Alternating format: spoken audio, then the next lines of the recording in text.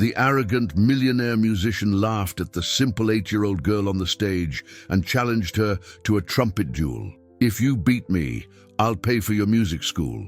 But when she started to play, the entire audience fell into absolute silence. And what happened next shocked everyone. Before we begin, if you believe talent comes from the heart and not the wallet, leave a comment below saying where you're watching from. And if this story touches your heart, share it with someone who needs to believe in impossible dreams. Now get ready for a story that will change the way you see music. The spotlight burned hot on the Carnegie Hall stage that humid August night.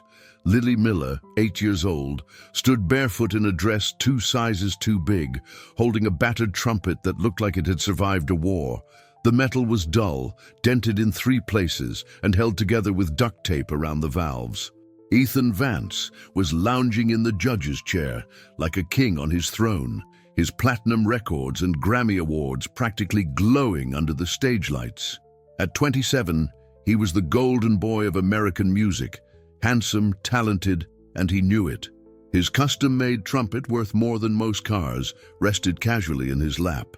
"Well, well," Ethan drawled into the microphone, his voice dripping with amusement. "What do we have here, little girl? Did you pull that thing out of a dumpster?" The audience chuckled. Lily's small hands tightened on her trumpet. "Yes, sir," she said quietly, her voice barely reaching the mic. "I found it behind Henderson's music shop last year." More laughter rippled through the crowd. Ethan leaned forward, his perfect smile widening. "And you think you can play that rusty piece of junk in a real talent show? Kiddo, this is New York City, not a block party." Helen Miller, Lily's mother, stood in the wings, her waitress uniform still smelling of coffee and grease from her double shift. Her fingers gripped the curtain so tightly her knuckles turned white. But something flashed in Lily's dark eyes, something that made Ethan pause. It wasn't fear, it was fire. "My dad played the trumpet," Lily said, her voice stronger now. "He said music isn't about how shiny your instrument is, it's about what's in your heart." Ethan threw his head back and laughed. "Your dad, huh? Where is he? Why isn't he here teaching you properly instead of letting you embarrass yourself with that trash?" The theater went quiet. Even the other judges shifted uncomfortably. "He died," Lily said simply, 2 years ago. "He never got to play professionally, but he taught me everything before he was gone, and I practice 6 hours a day with this trumpet because it's all I have left of his dream." The smile vanished from Ethan's face, but only for a second. He stood up, his expensive shoes clicking on the stage as he walked toward her. The audience watched, mesmerized. "I'll tell you what, little girl," Ethan said, his voice echoing through the silent theater. "How about we make this interesting? A real challenge. You and me, a trumpet duel right here, right now. If you manage to beat me, I'll pay for 5 years at Juilliard's pre-college division. Full scholarship. Everything you need." Gasps echoed through the crowd. Helen's hand flew to her mouth. "But when you lose," Ethan continued, his smirk returning, "you admit that dreams don't pay the bills, and you stop wasting your time with that piece of junk. Deal?" Every eye in that theater turned to Lily, the little girl in the too big dress with the rusty trumpet and bare feet. The cameras zoomed in, capturing the moment. This was the kind of TV gold that would go viral for weeks. Lily looked down at her trumpet. She ran her small fingers over the dents, the tape, the places where her dad's hands had worn the metal smooth. Then she looked up at Ethan Vance, and something in her expression made the celebrity judge take an involuntary step back. "Deal," Lily whispered, and she lifted her trumpet to her lips. Ethan Vance rolled his shoulders like a boxer entering the ring, a gesture calculated for the cameras. He lifted his gleaming trumpet, a custom model worth $10,000, and the stage lights caught every curve of the polished brass as if it were made of liquid gold. The instrument alone cost more than Helen Miller made in 2 years of double shifts at the diner. "Ladies and gentlemen," he announced with that beaming smile that had graced dozens of magazine covers, "allow me to show you what real music sounds like when you have the right training, the right instrument, and the right dedication." The pause was deliberate. The emphasis on right was a dagger aimed directly at the little girl standing in the shadows. Ethan positioned himself center stage, feet planted in the stance he'd perfected at Berkeley. He raised the trumpet to his lips, and the first note that emerged was nothing short of spectacular. It soared through the theater, flawless and powerful, hitting harmonics that made the crystal chandeliers tremble and sing in sympathy. He launched into the Haydn Trumpet Concerto in E-flat major, one of the most technically demanding pieces in the classical repertoire. His fingers flew across the valves like hummingbird wings, executing runs and trills most professional musicians wouldn't attempt without months of preparation. Triple-tonguing passages that sounded like machine gun fire, leaps between registers that seemed to defy physics. The audience was mesmerized. People leaned forward in their seats, mouths agape. This wasn't just good, this was world-class. This was why Ethan Vance had 3 Grammys at 27. This was why his last album went multi-platinum. This was why he charged $2,500 for a single private performance. He played for exactly 3 minutes and 47 seconds. He timed it perfectly, ending on a stratospheric high note that seemed to pierce the theater's ceiling. He held it for 6 full seconds, his face barely showing strain before cutting it off with surgical precision. The applause was immediate and thunderous. People jumped to their feet as if they'd been electrocuted. Women in the front rows were screaming his name. The other judges were already nodding, making notes on their scorecards with looks of impressed approval. Several audience members had their phones out, already uploading clips to social media with captions like, "Ethan Vance slays at talent show." Ethan took a deep, theatrical bow, once to the center, once to each side of the theater. He soaked in the adoration like a man who had earned every second of it. When he finally straightened, his smile was radiant, his confidence absolute. He walked slowly back toward Lily, his expensive Italian leather shoes clicking on the stage floor. Every step was deliberate, calculated. He stopped just close enough for his shadow to fall over her. "Your turn, kiddo," he said, his voice carrying just enough condescension to make it sting. The microphone picked up every word. "Good luck following that, though. You might want to reconsider. There's no shame in admitting when you're outmatched." He paused, tilting his head with faux concern. "I mean, we wouldn't want you to be any more embarrassed than necessary. This will be on TV, after all. Thousands of people watching, maybe millions online." Lily stood frozen at the edge of the stage, her bare feet looking impossibly small against the polished wood. Her small hands were visibly trembling around her battered trumpet. The dull metal seemed to absorb light rather than reflect it, making it look even more pathetic next to Ethan's gleaming instrument. In the wings, Helen pressed her fist to her mouth, fighting back tears. Every maternal instinct screamed for her to run out there, grab her daughter, and flee this place. This had been a terrible mistake. What was she thinking, letting Lily agree to this challenge? Ethan returned to his judge's chair, crossing his legs confidently. He leaned over to the judge beside him, Catherine Lewis, a 72-year-old classical music professor from Juilliard with silver hair and fierce eyes. He whispered something behind his hand, and Helen saw him gesture dismissively toward Lily. Catherine's expression hardened, but she didn't say anything yet. The theater buzzed with chatter. People were already declaring Ethan the winner.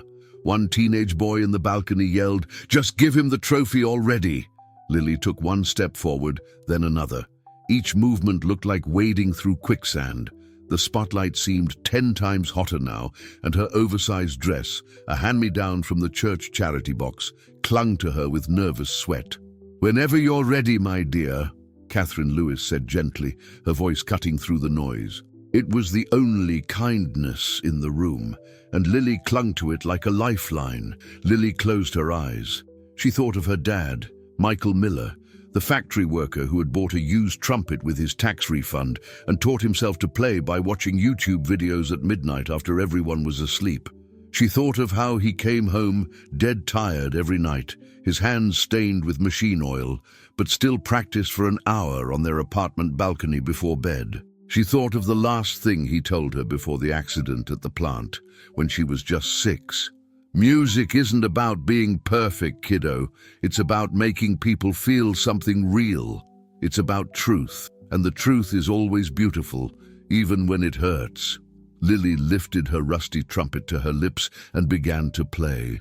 The first note that came out of Lily's trumpet wasn't what anyone expected. It wasn't technically perfect like Ethan's performance. It wasn't loud or flashy.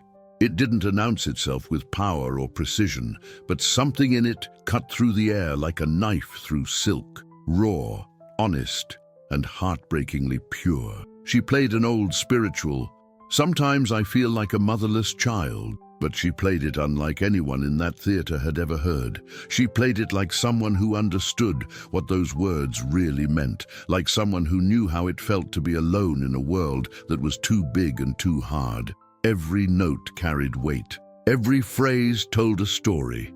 When she reached for the low notes, you could feel loneliness settling in your bones. When she soared to the highest register, you could hear hope fighting through layers of despair, struggling but refusing to die. Ethan's smile began to fade. He sat up straighter in his chair, his casual confidence evaporating. His hands gripped the armrests. In the audience, a woman in the 3rd row began to cry. She didn't know why. She'd come to the talent show because her husband had free tickets. She didn't even particularly like trumpet music, but something about this little girl's playing reached inside her chest and squeezed her heart until the tears just came. An old man in the balcony closed his eyes, and suddenly he was 22 again, standing at his own father's grave, wishing he'd said all the things he never did. A middle-aged woman in row 7 thought of her daughter, who died of leukemia 3 years ago.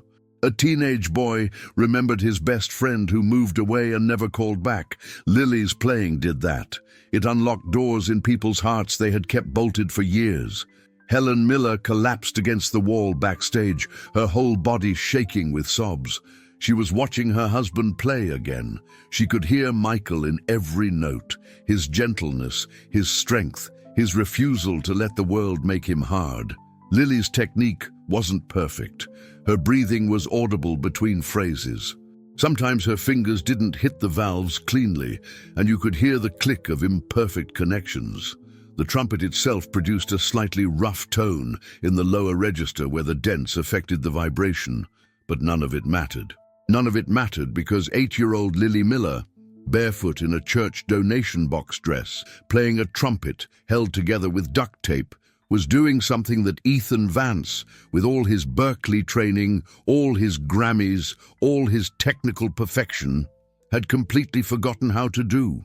She was telling the truth. 2 minutes into her performance, the entire Carnegie Hall sat in absolute pin-drop silence. Even the people who had been whispering stopped. Even the couple who had been checking their phones put them away. Even Ethan Vance had stopped moving entirely, frozen like a statue, his perfect features locked in an expression that could have been shock or recognition or something far more complicated. Catherine Lewis, the classical professor who had heard thousands of performances in her 5 decades of teaching, had tears streaming down her aged face. She wasn't alone. At least 3 dozen people in the audience were openly weeping. Others sat with their hands pressed over their hearts, barely breathing. This wasn't a performance anymore. This was a prayer. This was grief and love and dreams all poured through a battered horn held together with hope and memory. When Lily hit the final note, a long, sustained tone that seemed to hang in the air like morning mist, no one moved. The silence stretched for 5 seconds, then 10, then 15. Then someone in the back row, an old woman with white hair, slowly got to her feet and began to clap. Her single clap sounded like thunder in the silent theater. Then another person stood, then another, then 10, then 50. Within 30 seconds, the entire theater was on its feet, applauding so hard the walls seemed to shake. People weren't just clapping, they were cheering, shouting, some still crying. It was the kind of ovation usually reserved for once-in-a-lifetime performances. But Ethan Vance remained seated, staring at that little girl with her rusty trumpet, his face pale as paper, his hands gripping the armrest so hard his knuckles had turned white. If you've ever felt chills listening to real music, drop a in the comments. And keep watching because this story is just getting started. Backstage, as the audience still roared its approval in waves that seemed to have no end, Helen hugged Lily so tightly the little girl could barely breathe. The applause continued, 1 minute, 2 minutes, 3. The people in the theater did not want to stop. They didn't want this moment to end. "Baby, where did you learn to play like that?" Helen whispered into Lily's hair, her voice trembling. "Your father taught you the basics, but that was something else entirely. That was magic." Lily looked up at her mother with those dark, serious eyes that had always seemed too old for her small face. "I practice what Dad showed me every day, 6 hours, just like I promised him." "I know, sweetie, but..." Helen couldn't find the words. She'd heard Lily practice every day for 2 years, but this performance had been on a completely different level. "And I remember everything," Lily interrupted quietly with the certainty of truth. "Everything he ever told me, every story about music, every lesson. He said music lives in the broken places. He said you have to play from where it hurts." Michael Miller had worked at Valley Steelworks for 15 years before he died. He'd taken that job straight out of high school, 3 days after Helen told him she was pregnant. He'd had a scholarship offer to Berklee College of Music, a full ride, but he turned it down without a second thought. Helen had begged him not to. He just smiled and said, "Music can wait. My family can't." For 15 years, he worked 12-hour shifts operating machines that turned sheets of metal into car parts. His hands became permanently stained with machine oil. His back developed a permanent ache from standing on concrete floors, but he never complained, not once. Helen remembered those nights after those brutal shifts. Her husband would sit on their tiny apartment balcony, barely big enough for one chair, and play his trumpet. The neighbors in their rundown complex never complained. Instead, they opened their windows to listen. Mrs. Peterson from apartment 3B said Michael's music was better than any therapy she'd ever tried. Mr. Davis from 5A said it helped him sleep. The teenagers in 2C said it was the only beautiful thing in their neighborhood. "He told me music has to come from the places that hurt," Lily continued, her small voice steady. "The places that are broken. He said that's where the truth lives. He said his trumpet was old and dented, but that's what made it special. All those dents were stories. All those scratches were memories. Perfect things don't have stories." Michael had found that trumpet in a pawn shop in the Bronx for $100. The owner, a sad-faced man with tattoos and tired eyes, said it had belonged to a studio musician who'd fallen on hard times and needed quick rent money. Michael bought it with money he'd been saving for new work boots, and he played it every day for 14 years until the night he didn't come home from the factory. The boiler explosion killed 3 men instantly. Michael Miller was one of them. 2 others died later at the hospital. The investigation found that management had ignored safety warnings about a faulty pressure valve for 8 months to save money.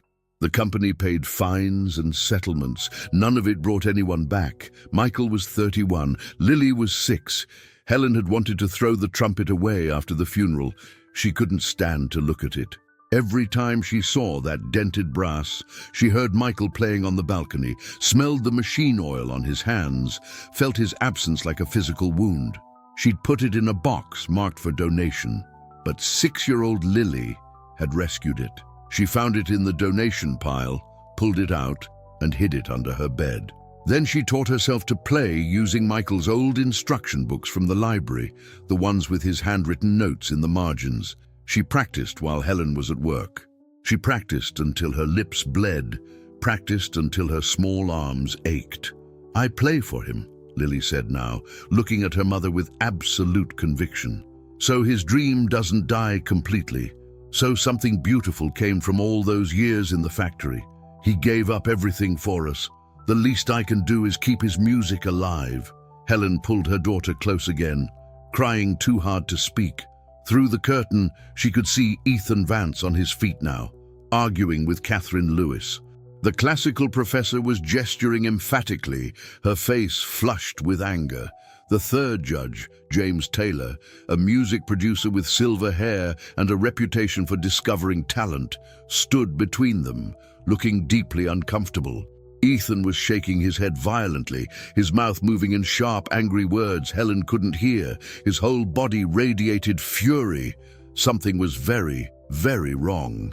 "You cannot possibly be serious," Ethan hissed at Catherine Lewis, keeping his voice low enough for the mics not to catch it, but loud enough to convey his rage. His face had gone red.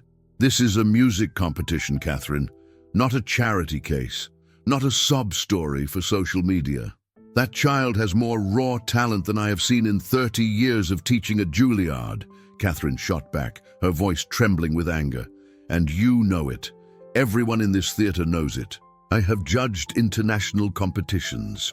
I have heard professionals who could not do what she just did." The third judge, James Taylor, cleared his throat uncomfortably. He'd been in the music business for 40 years, produced albums for legends, and he knew when he was witnessing something special. "Ethan, son, you have to admit that was something extraordinary. I've never seen an audience react like that. People were genuinely moved. That's what music is supposed to do." She broke the rules," Ethan insisted, his perfect composure cracking like thin ice. A vein pulsed in his temple. "Look at that trumpet. It's not even properly maintained. It's junk. How do we know it isn't damaged? How do we know she's even really playing it correctly and not just making noise that sounds emotional? Are you seriously suggesting—" Catherine began, her voice rising dangerously. "I'm suggesting," Ethan cut in, leaning forward with steel in his eyes, "that we need to be objective here, professional. Yes, she played emotionally. Yes, the audience liked it. Fine.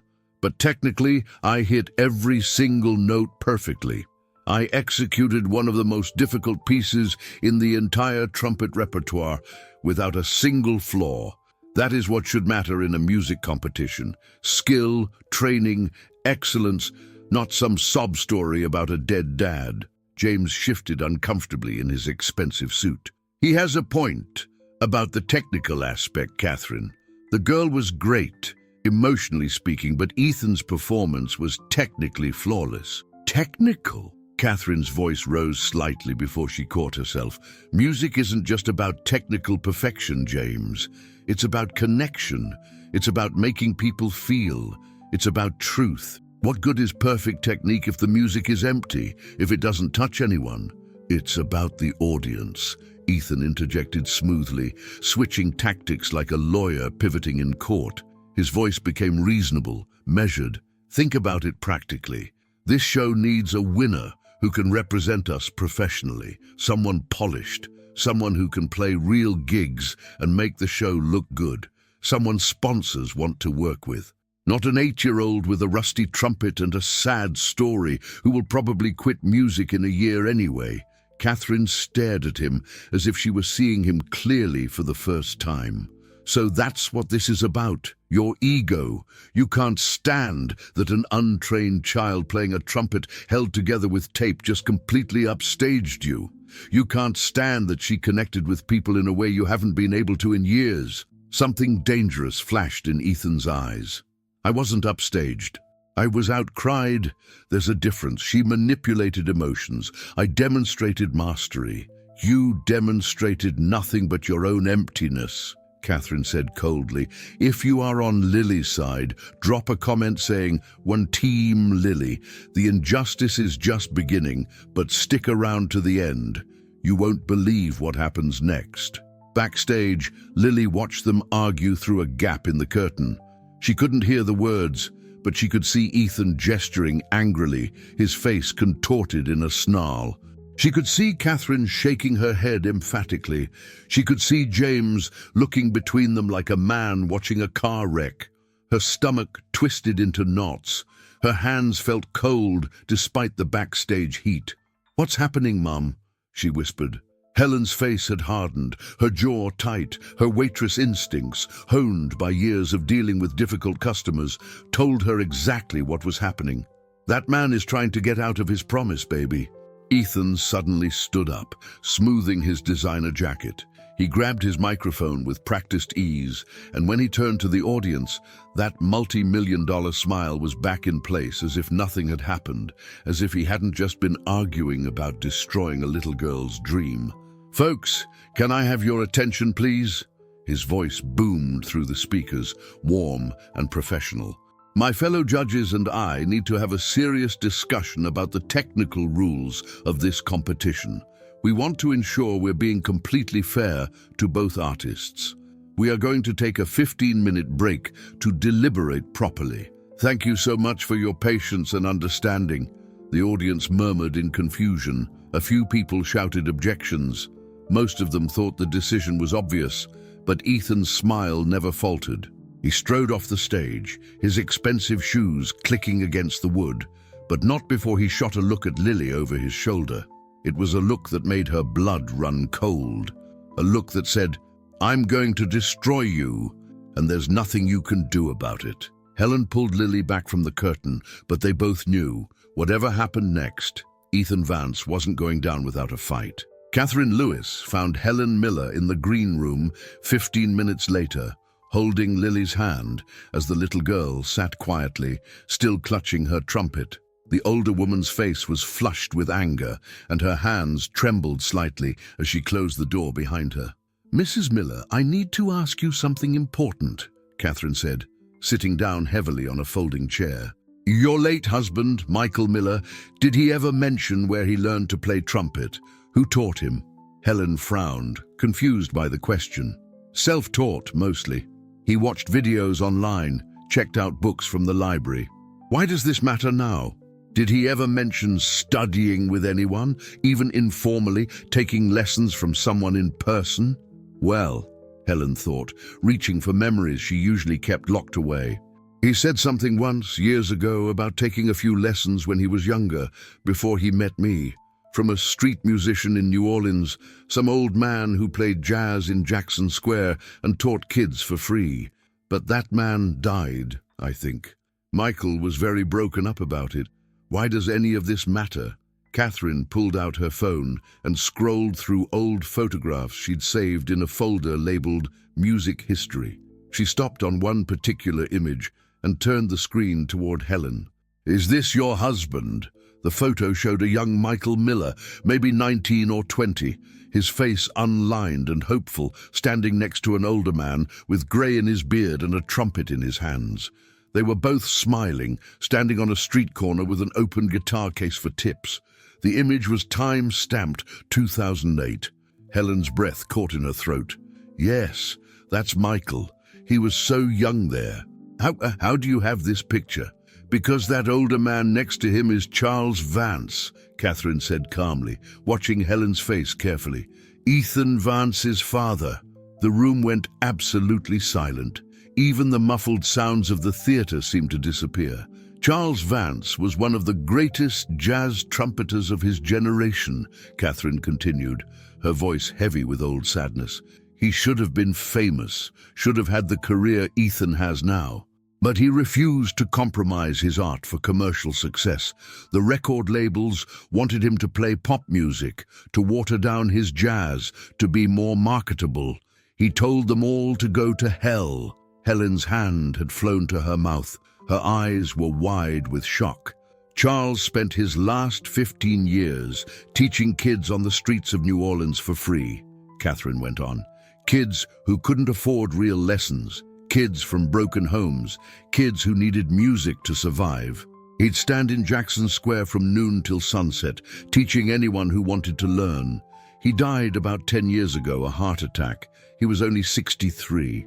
Michael talked about a teacher named Charles," Helen whispered, memories flooding back. "He said the man changed his whole life, taught him that music wasn't about being the best or the most famous. It was about being honest, about truth, about not letting the world make you play someone else's song. But Michael never mentioned, he never said the man's last name. I had no idea." "Ethan doesn't talk about his father," Catherine said, and there was deep pain in her voice. "They had a terrible falling out when Ethan was 20.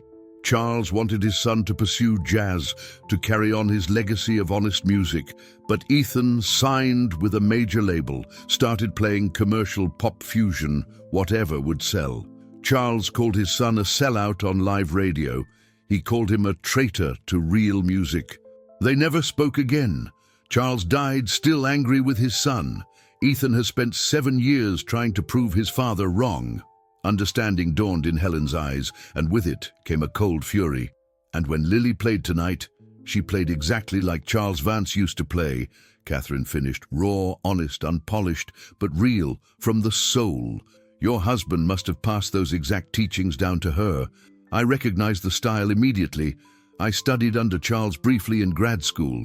Ethan recognized it too. He heard his father's philosophy coming out of that little girl's trumpet, and he can't stand it. Lily had been listening silently, her dark eyes moving between the adults. Now she spoke, her voice small but clear. "Is that why he's so mad at me? Because I play like his dad taught mine?" Catherine knelt to Lily's level, taking the little girl's hands in her own aged ones. "Sweetheart, you play the way music is supposed to be played, the way it's meant to touch hearts. And that scares Ethan because deep down, in a place he doesn't want to look, he knows he lost that ability when he started caring more about being famous than being honest. You remind him of everything he gave up, everything his father wanted him to be." "But I just wanted to play for my dad," Lily whispered. "I know, my dear," Catherine said gently. "And you did. You honored him beautifully."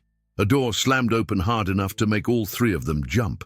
Ethan Vance stood in the doorway, his face a mask of controlled rage. His perfect hair was slightly mussed now, and his eyes burned with something that looked almost like desperation. "We're ready to announce the results," he said coldly, each word sharp as broken glass. "Everyone back on stage, now." He turned and left, leaving the door swinging behind him. Through it, they could hear the audience growing restless, wondering what was taking so long. Catherine stood up slowly, her expression hardening with resolve.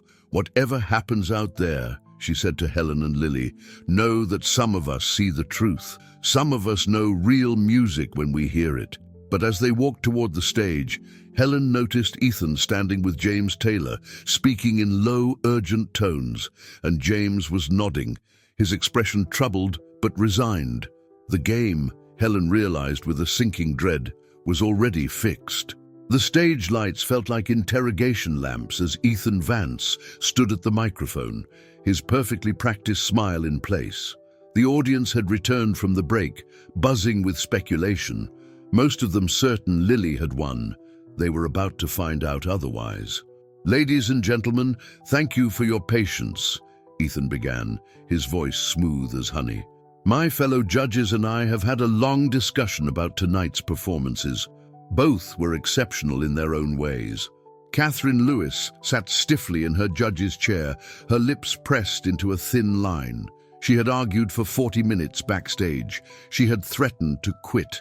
James Taylor had ultimately sided with Ethan, citing technical standards and professional considerations, 2 votes to 1. "After careful deliberation," Ethan continued, "we have determined that we have a technical tie."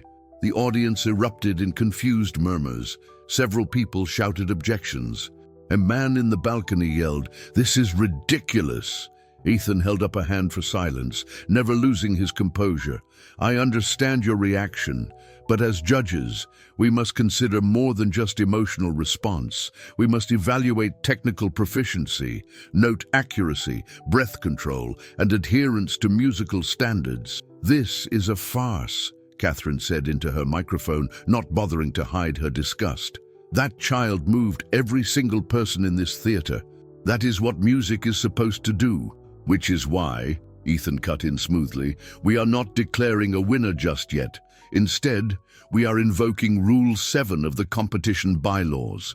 In the event of a tie, the contestants will perform a second piece chosen by the judges to test specific technical abilities." Helen's blood ran cold. Lily squeezed her mother's hand so hard it hurt. "The second round will take place in 1 week," Ethan announced. Same stage, same stakes, but this time I will be selecting a piece from the classical trumpet repertoire, something that will truly test technical skill. The piece will be announced in 3 days, giving us both time to prepare. The audience erupted with protests. People were on their feet, yelling. This wasn't what they came to see. This wasn't fair. But Ethan just smiled and nodded to security, who began ushering people toward the exits. Catherine stormed off the stage without another word. James looked uncomfortable but remained seated, avoiding eye contact with everyone. As the theater emptied, Ethan approached Lily and Helen. Up close, his eyes were cold despite his smile. I hope you're ready for a real competition, little girl. No more emotional manipulation, no more sympathy votes, just pure skill. And we both know you don't have the training for what I'm about to throw at you. Helen stepped between them. You're afraid of her. That's what this is about. Ethan laughed, but it sounded hollow. Afraid? Of a kid with a junk horn? No, I'm just ensuring this competition maintains its integrity. I'll see you in a week. He walked away, leaving them alone on the empty stage. Lily looked at her mother, and for the first time, Helen saw real fear in her daughter's eyes. Mom, I don't know if I can do this, Lily whispered. What if he picks something I don't know? What if I can't learn it in time? Helen knelt, holding her daughter's face. Then we practice every hour we can. Your dad didn't quit when things got hard, and neither will you. But even as she said the words, Helen wondered if love and determination would be enough against someone who was willing to cheat to win. 3 days later, the announcement came via social media. Ethan Vance posted a video, his smile sharp as knives. The piece for the second round will be the Carnival of Venice, with all variations. One of the most technically demanding pieces ever written for trumpet. May the best musician win. When Helen looked up the piece on YouTube, her heart sank. Professional trumpeters trained for months to master it. Some never could. It required double-tonguing, triple-tonguing, rapid valve work, and extreme range, techniques far beyond anything Michael had ever taught Lily. Ethan had chosen the one piece he knew she couldn't possibly learn in 4 days. Catherine Lewis arrived at Helen's apartment the next morning, carrying a trumpet case and a determined expression. She'd found the address through the competition registration forms, technically a violation of privacy rules, but she no longer cared. "May I come in?" she asked when Helen opened the door, surprise written all over her face.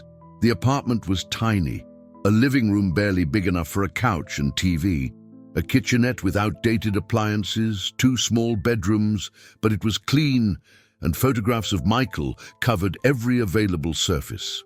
Him holding baby Lily, him on the balcony with his trumpet, him smiling at the camera with machine oil-stained hands and tired but happy eyes. "I'm here to help," Catherine said simply. "What Ethan is doing is wrong, unethical, and I will not stand by and watch him destroy a child's dream because he can't face his own demons." Lily was sitting on the couch, her trumpet in her lap, looking smaller than ever. "I've been practicing the piece," she said quietly. "I watched videos, but I don't understand some of the techniques. My fingers still can't move that fast." Catherine sat beside her, opening her case to reveal a beautiful silver trumpet, not as expensive as Ethan's, but professional quality. "I am going to teach you everything I can in 4 days. It won't be easy.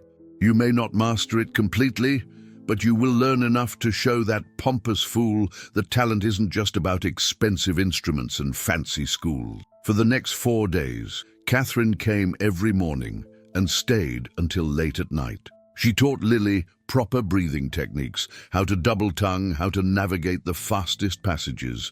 She broke the Carnival of Venice into manageable sections, focusing on the most impressive variations. Helen worked the night shift at the diner so she could be home during the day, sleeping only 3 hours between shifts. She sat in the corner watching her daughter practice until her lips bled, until her small arms trembled with exhaustion, until tears streamed down her face. But Lily never quit. If you know someone who never gives up on their dreams, even when everything seems impossible, tag that person in the comments. Stories like this remind us that dedication is worth more than raw talent. Keep watching to see if all this preparation will be worth it. On the third night, Catherine told them something she'd been holding back. I did some research into Charles Vance's life. After his fight with Ethan, Charles wrote several articles about the commercialization of music, about how the industry crushes the soul in favor of profit. He named Ethan specifically in one article, said his son had traded his father's legacy for fool's gold. That's harsh, Helen murmured. It destroyed Ethan, Catherine continued. He was 20, just starting his career. That article followed him everywhere. Critics referenced it. Other musicians whispered about it. He spent years trying to prove his father wrong, becoming more and more commercially successful, more and more technically perfect. But the one thing he could never do was make people feel the way his father could make them feel. And Lily can, Helen realized. Lily plays like Charles did, like Michael did, from the broken places. That's why Ethan is so threatened. She's living proof that his father was right, that all of Ethan's success, all his technical mastery, can't compare to honest music played from the heart. Lily had stopped practicing and was listening. His dad must have been very sad, she said softly, to be so angry at his son that he never forgave him. Catherine nodded. Charles died angry. And Ethan has lived every day since trying to justify his choices. Your music forces him to confront the fact that maybe he made the wrong ones. By the fourth day, Lily could play most of the Carnival of Venice. Not perfectly. Her technique still faltered in the fastest sections, and she couldn't hit every high note with Ethan's precision, but she could play it well enough to compete. More importantly, she'd figured out how to play it with feeling. She'd found the joy hidden in the technical passages. She'd discovered that even this showpiece could tell a story if you let it. The night before the competition, Helen held Lily tight. Whatever happens tomorrow, I am so proud of you. Your dad would be so proud. I wish he could be there, Lily whispered. He will be, baby. He's always with you when you play. But neither of them could sleep that night, wondering what Ethan Vance had planned for the morning. Carnegie Hall was even more packed than before. Word had spread on social media about the showdown, the celebrity judge versus the underdog child. News crews filled the back rows. The story had gone viral. Everyone wanted to see how it would end. Ethan Vance arrived in a limousine, wearing a designer suit that cost more than Helen's car. He waved to the cameras, signed autographs, posed for selfies. He looked confident, relaxed, like a man who knew he'd already won. Lily arrived in Helen's 15-year-old Honda, wearing the same too-big dress, carrying the same rusty trumpet. But this time, Catherine Lewis walked beside her, her hand on Lily's shoulder, like a protective guardian. Backstage, Ethan practiced scales with mechanical precision. His warm-up routine was flawless, calculated, designed for maximum efficiency. He didn't look nervous. He looked bored. Lily's warm-up was different. She played softly, hesitantly, her small fingers still learning the muscle memory Catherine had taught her. Her lips were still healing from 4 days of intensive practice. "Are you ready?" Catherine asked gently. Lily shook her head.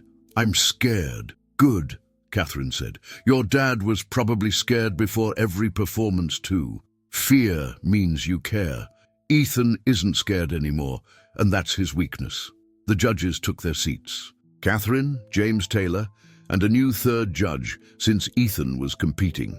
The replacement was Franklin Reed, a Broadway musical director with kind eyes and salt and pepper hair. He'd agreed to judge on a day's notice. Ethan performed first.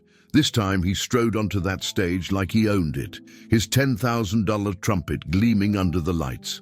When he began to play Carnival of Venice, the audience gasped at the sheer technical virtuosity. His fingers flew across the valves faster than seemed humanly possible. Every note was crystal clear. Every variation was executed with machine-like precision. He hit high notes that made the chandeliers ring. He played passages that made professional musicians in the audience shake their heads in wonder. It was a perfect performance. Technically flawless, a masterclass in trumpet playing that would be studied and analyzed for years. When he finished, the applause was loud and respectful. People recognized they had witnessed something extraordinary, but something was missing. The standing ovation from the first night didn't happen. People clapped politely, impressed, but not moved. Ethan noticed, his smile faltering for just a second before he recovered. Then it was Lily's turn. She walked to the center of the stage, and the audience could see that she was shaking. Her hands trembled. Her bare feet looked so small against the polished wood. When she lifted her trumpet, several people in the front rows could see tears in her eyes. She began to play, and it was immediately clear that she was struggling. The opening passage was slower than Ethan's version. Her fingers stumbled on the fast runs. She cracked a high note in the second variation, and the sound came out splintered and wrong. People in the audience shifted uncomfortably. This wasn't the magical performance from a week ago. This was a child struggling with material beyond her skill level. Some audience members looked angry at Ethan for putting her through this, angry at the system that allowed it. Ethan sat in the audience, his expression neutral, but his eyes gleamed with satisfaction. He'd won. Even he could see it. The little girl couldn't handle the technical demands. His victory was assured. But then something changed. Lily closed her eyes, took a deep breath, and something in her posture shifted. She stopped trying to play perfectly. She stopped worrying about matching Ethan's technique. Instead, she started to truly play. The transformation was immediate and astounding. Lily stopped fighting the music and started dancing with it. Yes, her technique was imperfect. Yes, she missed notes, but suddenly none of that mattered because she was telling a story with every phrase. She played Carnival of Venice not as a technical showpiece, but as what it was meant to be. A celebration, a festival, joy in spite of difficulty, laughter through tears. She found the humanity buried under all those fast notes, and she made it sing. The audience began to lean forward again. The discomfort shifted to engagement. People weren't watching a competition anymore. They were watching something real unfold before their eyes. Then in the middle of the third variation, an old woman stood up from her seat in the fifth row. It was the same woman who had started the standing ovation in the first performance. Her voice rang out, clear and strong. "Stop this!" Lily's playing faltered. The theater went silent. Every head turned toward the woman. Security moved to escort her out, but she held up a hand with such authority that they paused. "My name is Maria Vance," she announced. "Charles Vance was my brother, and I have something to say." Catherine Lewis gasped audibly. Ethan went white as a sheet. Maria Vance walked down the aisle toward the stage, her cane tapping with every step. She was at least 75, her white hair pulled back, wearing a purple church dress and sensible shoes, but her eyes burned with righteous fury. "I have sat here for 2 weeks, watching my nephew, Ethan Vance, bully a child because he is too cowardly to face his own failings," she declared, her voice carrying to every corner of the theater. "That little girl plays exactly the way my brother Charles taught his students to play, with truth, with heart, with soul. And that terrifies Ethan because it reminds him of everything he betrayed." "Aunt Maria, please." Ethan stood up, his composure completely shattered. "Don't you Aunt Maria me, boy," she snapped. "I was there when you told your father his music was worthless because it didn't sell. I was there when you said he was a failure because he chose art over money. I held my brother's hand when he died. And do you know what his last words were? Tell Ethan I forgive him. Tell him it's not too late to come back to the real music." The theater was so quiet you could hear breathing. The cameras were recording everything. This would be everywhere by morning. Tears were streaming down Ethan's face now, his perfect facade completely destroyed. "He never forgave me. He died hating me. He died loving you, you fool." Maria's voice broke with emotion.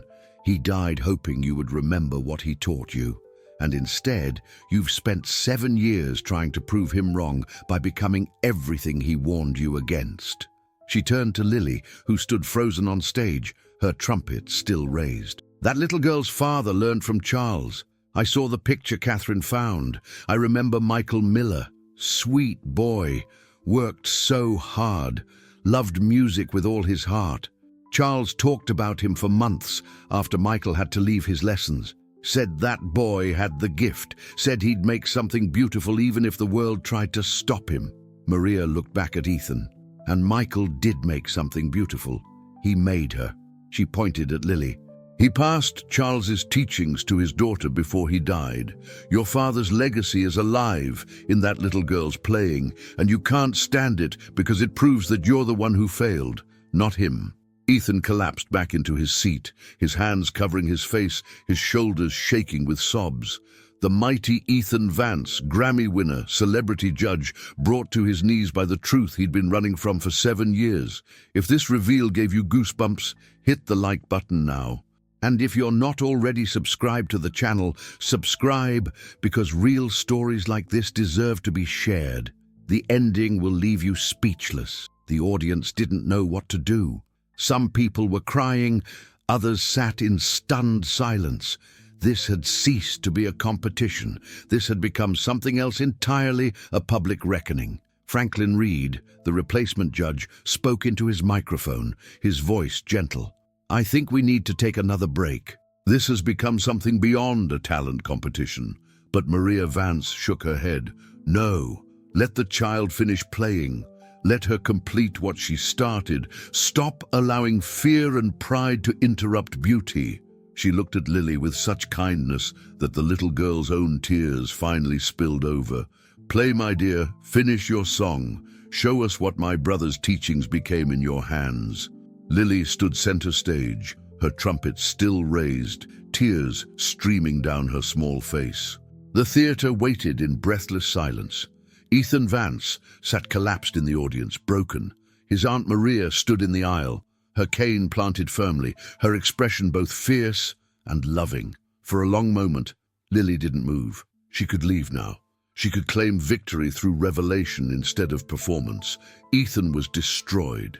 The truth was out. She had already won in all the ways that mattered. But then she thought of her dad, Michael Miller, who never gave up even when the world told him his dreams were worthless, who played his trumpet on that tiny balcony every night after 12-hour shifts, not because anyone was listening, not because it would make him famous, but because it was true. She thought of Charles Vance, a man she never met, but whose teachings lived in every note she played. A man who chose art over fortune, truth over success, and paid the price for that choice every day of his life. And she thought of Ethan, broken, weeping Ethan, who had everything she dreamed of having but had lost the one thing that mattered most. Lily lowered her trumpet slowly. The audience tensed, thinking she was quitting.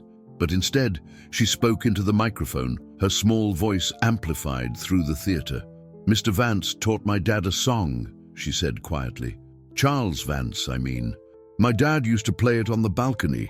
He said it was called Crescent City Morning. He said Mr. Vance wrote it for his son, hoping Ethan would play it one day, but Dad said Ethan never learned it. Ethan's head shot up, his tear-stained face stricken with recognition and grief. My dad taught it to me before he died, Lily continued. He said it was the most beautiful song he'd ever heard. He said it was about loving someone even when they break your heart. About keeping the door open even when they don't come home. She raised her trumpet again. I'm going to play it now. Not for the competition, not to win. Just because Mr. Vance's song should be played. And because maybe Ethan never got to hear his dad say, I love you with music. Maria Vance's hand flew to her mouth. Oh, you sweet child, she whispered. Catherine Lewis was openly weeping. Even Franklin Reed had tears in his eyes. Lily closed her eyes and began to play Crescent City Morning. The melody was simple at first, just a gentle sunrise kind of sound, but it grew more complex, more emotional. It was a conversation between a father and son, spoken in notes instead of words. It asked questions. Why did you leave? Where did you go? It offered answers. I'm still here, I'm waiting, I forgive you. The song built to a climax that wasn't loud, but it was powerful.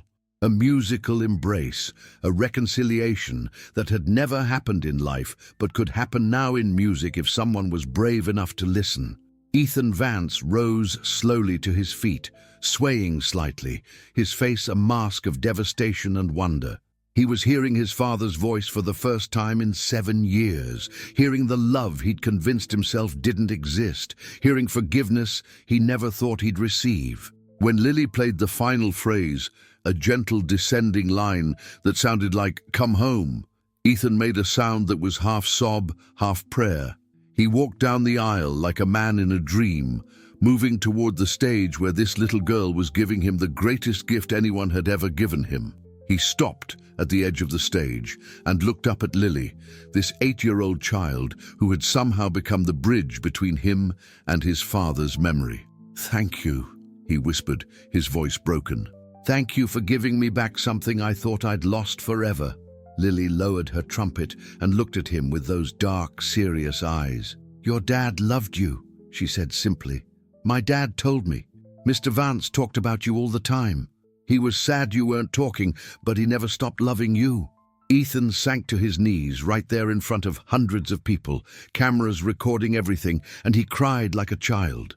Not the polite tears of someone trying to maintain dignity, but the ugly, desperate weeping of someone who had been holding back an ocean of grief for 7 years. Maria Vance walked to her nephew and placed her hand on his shoulder.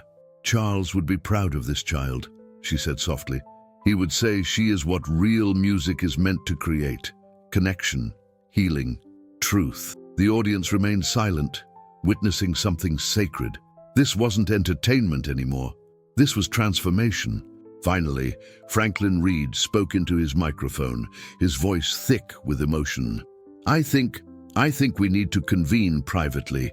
This competition has become something that cannot be judged by traditional standards."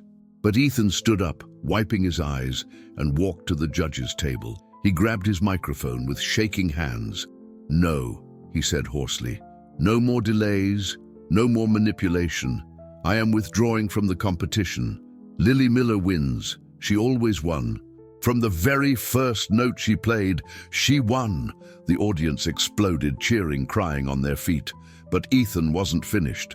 "And I am going to honor my original promise," he continued, his voice growing stronger. 5 years at Juilliard, full scholarship, everything she needs, plus—" He paused, seeming to make a decision in real time. "Plus, every child in this city who cannot afford music lessons will get free instruction. I'm creating a foundation in my father's name, the Charles Vance Foundation for Young Musicians, starting today." The applause became thunderous, but Lily just stood there watching Ethan with something like compassion on her young face. "You should learn to play Crescent City Morning," she said quietly, but the mic picked it up. "Your dad wanted you to know it. It's never too late." Ethan smiled through his tears, the first genuine smile anyone had seen from him in years. "Will you teach me?" And Lily, this 8-year-old girl with a rusty trumpet and her father's dream in her heart, nodded. "Okay," she said, "but you have to practice 6 hours a day. That's the rule." 6 months later, the Charles Vance Foundation for Young Musicians opened its doors in a refurbished warehouse in the Bronx. The building had once been part of Valley Steelworks, the same factory where Michael Miller had died. Ethan had bought it specifically for that reason, transforming a place of tragedy into a place of hope. On opening day, 200 children showed up with instruments in various states of repair. Some had brand new, shiny trumpets bought by proud parents. Others carried guitars held together with duct tape, violins missing strings, drums with ripped skins. It didn't matter. They all received the same welcome, the same instruction, the same chance. Ethan Vance stood at the entrance, greeting every child personally. He looked different now. The designer suits were gone, replaced by jeans and a simple shirt. His hair was less perfect, but his smile was real in a way it hadn't been in 7 years. "Welcome," he said to a shy boy holding a battered saxophone. "Let me show you to your practice room." Inside, the walls were covered with photographs. Charles Vance playing in Jackson Square, surrounded by children. Michael Miller on his apartment balcony, trumpet raised to the city sky, and in the center, a photo that had become famous around the world. 8-year-old Lily Miller on the stage of Carnegie Hall, her rusty trumpet gleaming under the lights, tears on her face, playing Crescent City Morning. That picture had gone viral within hours of the competition. News outlets globally had covered the story. "Girl with junk trumpet teaches Grammy winner about real music," read one headline. "The performance that changed everything," read another. But the real story was happening here in this building every day. Catherine Lewis had retired from Juilliard to run the foundation's educational programs. Maria Vance handled the administrative side, her cane tapping through the halls as she made sure every child got what they needed. And Helen Miller worked part-time in the office, finally able to quit her double shifts at the diner. Lily attended Juilliard's pre-college program on Ethan's scholarship, but she spent every afternoon at the foundation teaching younger kids the way her father had taught her. Not just technique, but truth. Not just notes, but stories. "Remember," she would tell the kids, "your instrument doesn't have to be perfect. You don't have to be perfect. You just have to be honest." The foundation had already changed hundreds of lives. A girl from a homeless shelter discovered she had perfect pitch and was now training for the opera. A boy who had been in and out of juvenile detention found peace in classical guitar and hadn't been in trouble since. Twin sisters from a rough neighborhood formed a jazz duo that was already booking paid gigs. But the most remarkable transformation was Ethan's own. He had taken a year off from touring to learn from Catherine, to study his father's old recordings, to remember why he'd fallen in love with music in the first place. He practiced Crescent City Morning every single day, just as Lily taught him. And slowly, painfully, he was finding his way back to the musician his father wanted him to be. On this opening day, as the sun set over New York City, Ethan stood on a small stage in the foundation's main hall. The kids gathered around him, instruments in hand. Parents stood in the back, news cameras recording for the local stations. "Before we begin today's celebration," Ethan said into the microphone, his voice carrying the weight of hard-won wisdom, "I want to tell you about my father, Charles Vance, and about a man named Michael Miller, and about what they taught us about music and life and truth." He told the whole story, his fight with his father, his years chasing fame and fortune while losing his soul. Michael learning from Charles on the streets of New Orleans. The lessons passing from Charles to Michael to Lily.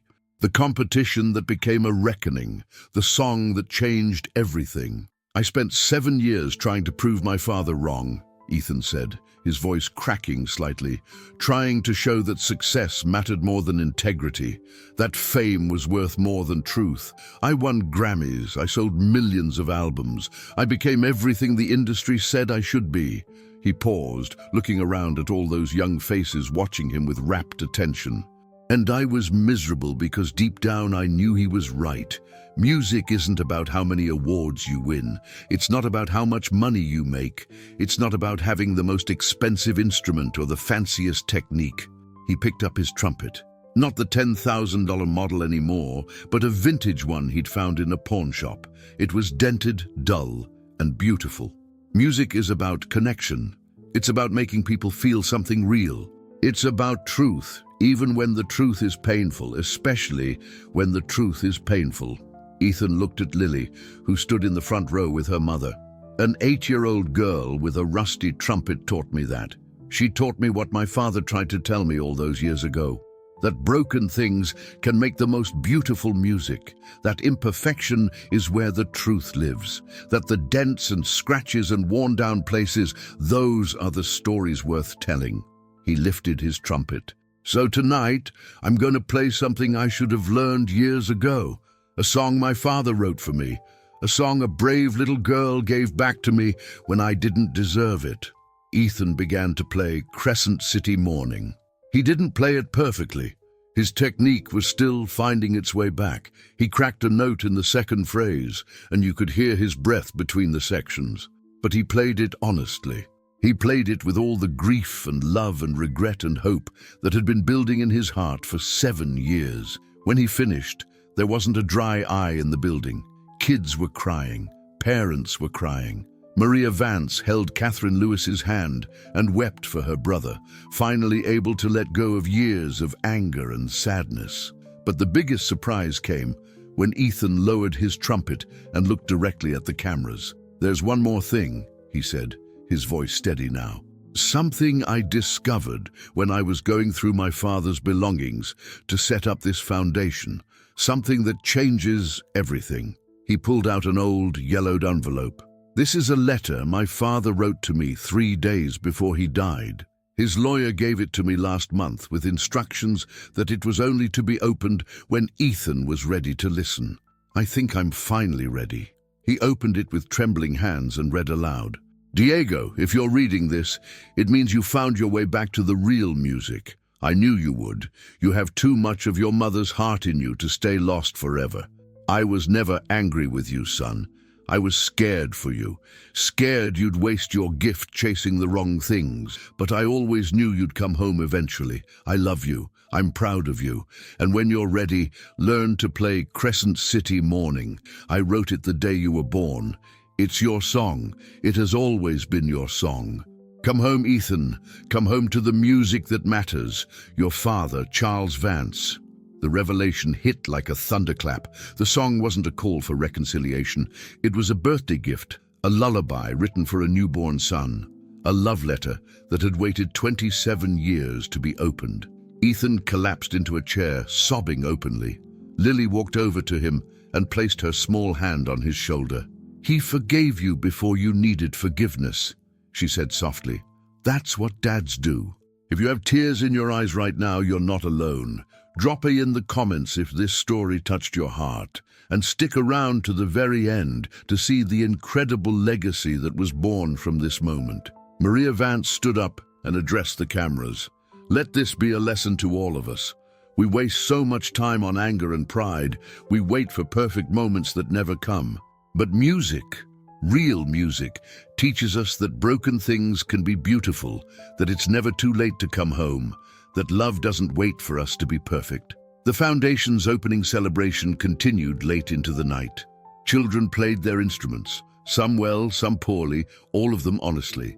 Ethan played alongside them, no longer the star, but just another musician trying to tell the truth. And Lily Miller, the 8-year-old girl who had started this journey with a rusty trumpet and her father's dream, played "Sometimes I Feel Like a Motherless Child" one more time.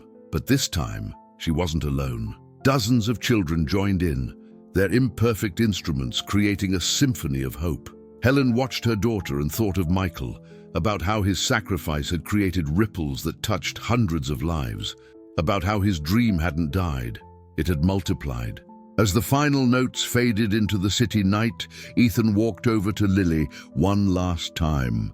"Thank you," he said simply, "for teaching me what my father tried to teach me all along."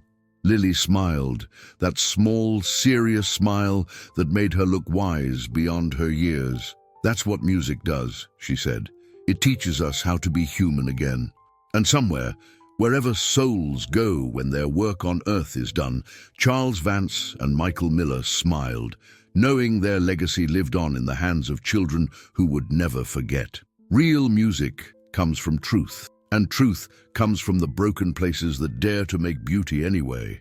If this story inspired you, don't just keep it to yourself. Share it with someone who needs to believe in second chances, in impossible dreams, and in the power of never giving up. Drop in the comments, what was the moment that moved you the most? And if you haven't already, subscribe to the channel and turn on the notification bell for more real stories that touch the soul. Your like and comment help these stories reach more people who need to hear this message. Thank you for being here. We'll see you in the next story.